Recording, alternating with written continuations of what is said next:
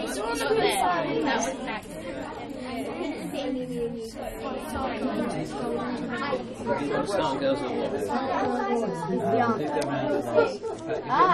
So this is what learning should be like. We're watching the children focusing hard on their activity here. They're highly motivated, they're in control of what they're doing, and they are learning more intensively than they ever could if they were sitting in a whole class. And because the computer is interactive, it means that they're getting feedback all the time on what they're doing. So they're able to work independently of the teacher. They get the teacher's help. The teacher sets up the whole class to enable them to figure out what they're doing. But effectively, they are learning to learn independently with the computer. So in this course, we're looking at what it takes to make this possible. Why can't every school offer this kind of learning opportunity for their students? Well, there are many reasons, of course. There are financial, managerial, organizational, logistical, and technical. And we'll be tackling those problems. And we'll also be asking the head teachers themselves what they do, for example, to manage the cost of something like this.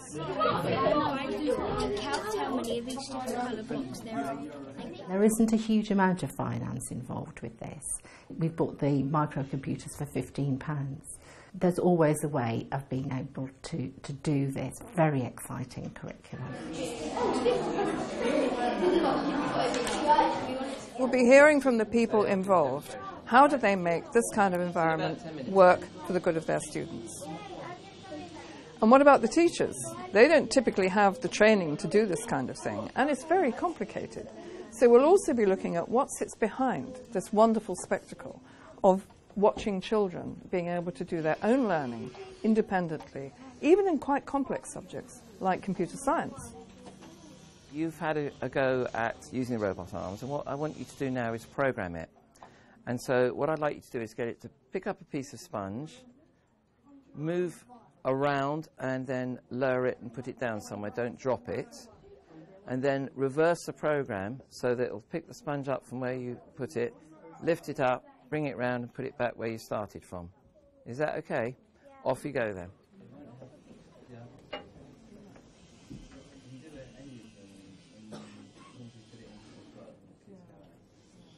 I often say to people that a teacher can't know everything. It's knowing where to find things out.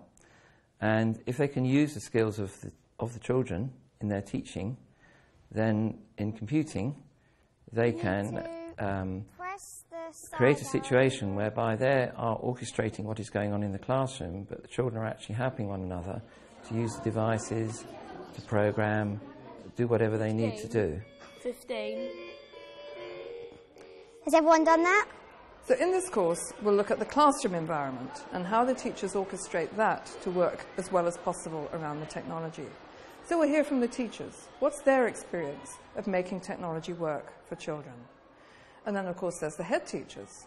What's their role in enabling their own teachers to work with technology and explore and be motivated about how to use it well? Then there's the local school system that sits around the school, and then the national school system. They all play their part in working out how to create effective teaching that utilizes this kind of technology-enhanced learning as well as possible in primary education. So the ambition for the school is to become one of the most innovative places for learning, and for the computing learning to spread across to the other subject areas, so that children who are amazing at computing realise they can also be amazing in the core subjects, and they have the confidence to do that and the ability to do that.